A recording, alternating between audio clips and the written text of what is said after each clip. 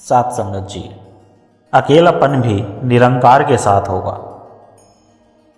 प्यारी सात संगत जी, प्यार से कहना धन निरंकार जी। धन निरंकार जी, महात्मा जी, आज मन की एक बहुत गहरी हालत आपके चरणों में रखना है। बाहर से तो सब कुछ ठीक लगता है, लोग भी है, घर भी है, काम भी है, लेकिन भीतर कहीं बहुत गहरा अकेलापन बस गया है। ऐसा लगता है जैसे भीड़ में खड़े होकर कोई साथ नहीं। कभी कभी तो यह अकेलापन इतना भारी हो जाता है कि अपने ही अस्तित्व पर सवाल उठने लगते हैं। ऐसे में मन पूछता है, क्या निरंकार भी इस अकेलेपन को समझता है? धन निरंकार जी, बहन जी, आपने जो प्रश्न रखा है वह आज के समय में बहुत के मन की आवाज़ है। अकेलापन हमेशा लोगों की कमी से नहीं आता।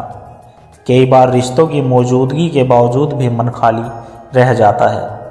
और सबसे सुंदर सत्य यही है कि निरंकार इस अकेलेपन को केवल समझता ही नहीं, बल्कि उसी अकेलेपन से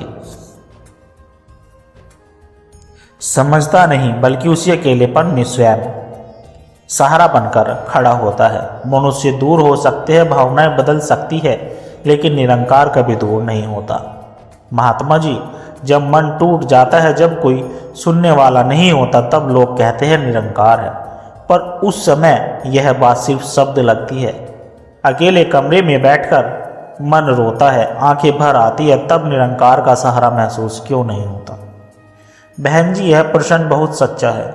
दरअसल जब मन बहुत दुखी होता है, तब वह निरंकार को भी अपने दुख की तराजू पर तोड़ने लगता है। निरंकार को महसूस करने के लिए मन का शांत होना जरूरी है, और दुख में मन सबसे ज़्यादा शांत होता है। पर याद रखिए, जिस क्षण आप यह स्वीकार कर लेती है कि मैं अकेली नहीं हूँ, निरंकार मेरे साथ है, उसी क्षण अकेलापन टूटने लगता है। भले ही आंसू अब भी थमे ना हो।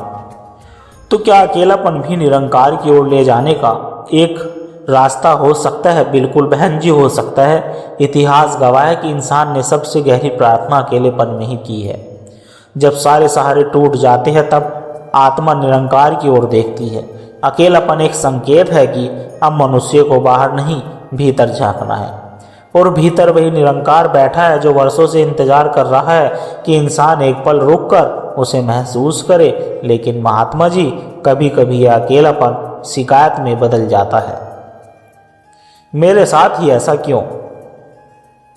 तब अपराध बोध भी होता है कि शायद मेरी शक्ति कमजोर है। नहीं बहन जी, अकेलापन भक्ति की कमजोरी नहीं, बल्कि इंसान होने का प्रमाण है। निरंकार हमसे यह अपेक्षा नहीं करता कि हम हमेशा मौजूद रहे। वह तो हमारी कमजोरियों में ही हमारे पास आता है। जब मन शिकायत करता है, तब भी निरंकार दूर नहीं जाता। फर्क सिर्फ इतना है कि हम उस समय उसकी मौजूदगी को नकार देते हैं। तो इस अकेलेपन में निरंकार का सहारा व्यावहारिक रूप से कैसे लिया जाए? बहुत सुंदर प्रश्न। सबसे पहले तो अकेलेपन से भागना बंद करें। मोबाइल, शोर या दिखावे के सहारे से नहीं, बल्कि उस खालीपन में बैठकर निरंकार को याद करें। उससे शब्दों में नहीं, भावना में बात करें। कहिए कि हे निरंकार, आज कोई नहीं है, बस तू ही है। यही भाव धीरे धीरे अकेलेपन को साथ संगत में बदल देता है। महात्मा जी, क्या निरंकार सच में हर उस इंसान के पास है जो खुद को अकेला समझता है? निरंकार हर समय हर इंसान के पास होता है। फर्क सिर्फ इतना है कि दुख में हम उसे भूल जाते हैं, और सुख में हम उसे भूल जाते और दुख में हम उसे ढूंढते हैं। अकेलापन दरअसल वह पल है जब निरंकार सबसे करीब होता है, क्योंकि इंसान के सारे मुखौटे उतर चुके होते हैं। महात्मा जी, एक बात और मन में उठती है, जब अकेलापन लंबे समय से रहता है, तब इंसान खुद को दूसरों से तुलना करने लगता है। सबके जीवन में कोई ना कोई है, बस मैं ही छूट गई हूँ। यह भावना मन को और भारी कर देती है। बहन जी, तुलना अकेलेपन की सबसे गहरी चोट है। जब इंसान खुद की यात्रा को दूसरों के रास्ते से नापने मापने लगता है तब वह अपने हिस्से के निरंकार को भी कम समझने लगता है। हर आत्मा का रास्ता अलग है। किसी को संगत के समय से परमात्मा मिलता है तो किसी को एकांत के माध्यम से। निरंकार किसी को भी कम नहीं देता, बस तरीका अलग होता है। साथ संगत तो क्या यह संभव है कि निरंकार मुझे जानबूझकर अकेलेपन से गुजार रहा है? निरंकार कभी सजा नहीं देता बहन जी, वह तो परिपक्व बनाता है। जैसे माँ बच्चों को चलना सिखाने के लिए एक पल को हाथ छोड़ देती है, वैसे ही निरंकार भी कभी कभी इंसान को अकेलापन महसूस करवाता है ताकि आत्मा अपने पैरों पर खड़ी हो सके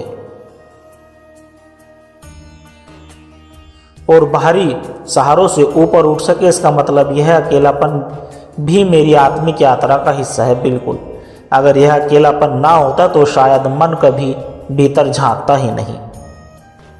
यही वह समय होता है जब इंसान दिखावे की मुस्कान छोड़कर सच्चे रूप में निरंकार के सामने खड़ा होता है, बिना किसी शब्द, बिना किसी शर्त। महात्मा जी, अब समझ आ रहा है कि निरंकार का सहारा शोर में नहीं, सन्नाटे में महसूस होता है। सही कहा बहन जी, जब बाहर सब शांत हो जाता है तब भीतर निरंकार की आवाज़ सुनाई देती है, और जो इस आवाज़ को पहचान लेता है वह फिर कभी पूरी तरह अकेला नहीं होता, चाहे परिस्थितियाँ कैसी भी हो। आज मन में एक नई दृष्टि आई है। शायद जब अकेलापन आएगा तो डर नहीं लगेगा, बल्कि निरंकार की याद और गहरी होगी। यही तो उद्देश्य है बहन जी, अकेलापन मिटाने के लिए। अकेलापन मिटे या ना मिटे, पर उसमें निरंकार का एहसास बस जाए तो जीवन बोझ नहीं, साधना बन जाता है। महात्मा जी, कभी कभी अकेलापन सिर्फ मन का नहीं, आत्मसम्मान का भी होता है। ऐसा लगता है कि मेरी जरूरत किसी को नहीं, मेरे बात किसी को नहीं चाहिए। तब मन बहुत छोटा हो जाता है। ऐसे समय में निरंकार मुझे कैसे संभालता है? बहन जी, यह बहुत गहरी स्थिति है। जब इंसान खुद को अनावश्यक समझने लगता है तब पीड़ा सबसे ज़्यादा होती है। लेकिन यही वह क्षण है जब निरंकार इंसान को याद दिलाता है, तू उपयोगी नहीं, तो अनमोल है। दुनिया हमें काम से मारती है, रिश्ते सुविधा से जुड़ते हैं, पर निरंकार हमारे अस्तित्व के कारण स्वीकार करता है। उसकी नज़रों में आप तब भी मूल्यवान हैं जब पूरी दुनिया आपको नज़रअंदाज कर दे। पर महात्मा जी, यह बात समझ में आती है, महसूस होती है, जब कोई फ़ोन नहीं करता, कोई हाल नहीं पूछता, तब निरंकार की है अनमोलता कहाँ दिखती है? साथ संगत जी, बहन जी, निरंकार दिखावे में नहीं, अनुभव में उतरता है। जब कोई हाल पूछने वाला नहीं होता तब भीतर से एक आवाज़ आती है, सब ठीक हो जाएगा। जब कोई कंधा नहीं होता तब भीतर से सहने की शक्ति आती है। यही निरंकार की मौन उपस्थिति है। वह शोर नहीं करता, संभाल लेता है। तो क्या निरंकार का सहारा हमेशा महसूस होना जरूरी है? निरंकार का सहारा हमेशा महसूस होना जरूरी है? नहीं बहन जी, जैसे माँ रात को बच्चे के सिरहाने बैठी होती है, बच्चा सो रहा होता है,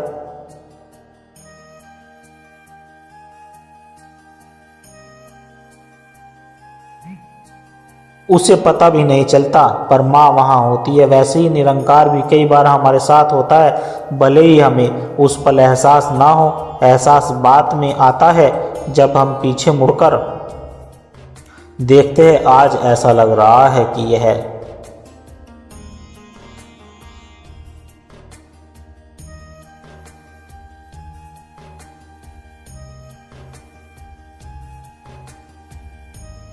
भले ही हमें उस पल का एहसास न हो, एहसास बाद में आता है जब हम पीछे मुड़कर देखते हैं। साथ संगत, आज ऐसा लग रहा है कि अकेलापन कोई श्राप नहीं बल्कि एक बुलावा है निरंकार की ओर।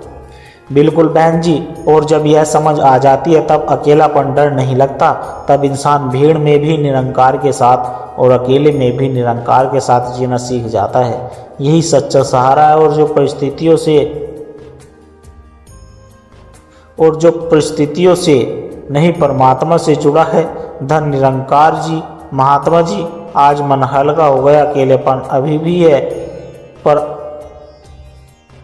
अब वह खाली नहीं लगता। धन निरंकार जी, यही निरंकार की कृपा है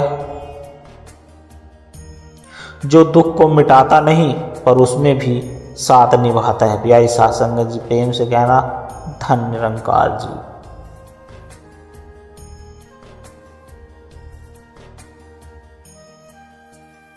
प्यारी साध संगत जी, आज की यह वार्तालाप हमें यही सिखाती है कि अकेलापन कोई अभिशाप नहीं बल्कि आत्मा की पुकार है। जब संसार के स्वर धीमे पड़ जाते हैं तब निरंकार की उपस्थिति स्पष्ट होने लगती है। वह परमात्मा जो हर श्वास में, हर मौन में है, वही हमारा सच्चा सहारा है। परिस्थितियाँ बदले या ना बदले, अगर मन निरंकार से जुड़ जाए तो कोई भी रात अंधेरी नहीं रह जाती। इसी विश्वास, इस समर्पण के साथ और इसी शांति के साथ साथ संगत जी बड़े प्यार के साथ कहना धन निरंकार जी।